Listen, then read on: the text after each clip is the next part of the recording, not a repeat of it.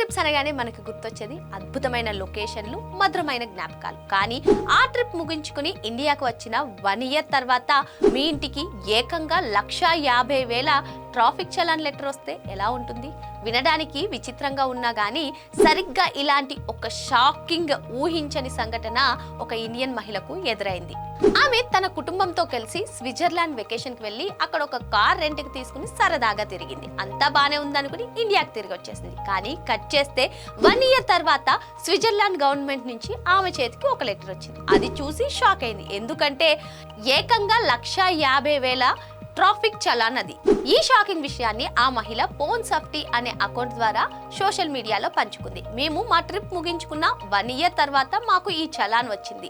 దీన్ని తగ్గించుకునే లేదు అంటే అప్పీల్ చేసుకునే ఛాన్స్ ఉందా అంటూ నెటిజన్ల సలహాను అడిగింది. అంతే, ఇక ఈ పోస్ట్ క్షణాల్లో సోషల్ మీడియాను షేక్ చేసింది.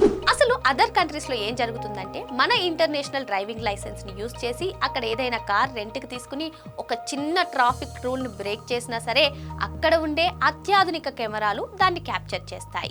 ఆ రెంటల్ కంపెనీలు మన వివరాలను పోలీసులకు పంపుతాయి. అంతేకాకుండా వాళ్ళ అడ్మిన్ ఫీజులు కూడా కలిపి ఇలా కొండంత బిల్లును మన ఇంటికి పంపిస్తారు. అంతేకాదు, ఇండియాకి వచ్చేసాం కదా, ఒకవేళ ఈ ఫైన్ కట్టకపోతే ఏమవుతుందని అస్సలు అనుకోవద్దు. ఎందుకంటే మళ్ళీ మీరు ఫ్యూచర్ లో యూరప్ ట్రిప్ వెళ్ళడానికి షెంజెస్ వీసా దొరకడం ఇంపాసిబుల్ అవుతుంది. అంతేకాకుండా ఈ ఫైన్ పై ఇంట్రెస్ట్ పడి అది భారీ పెనాల్టీగా మారుతోంది.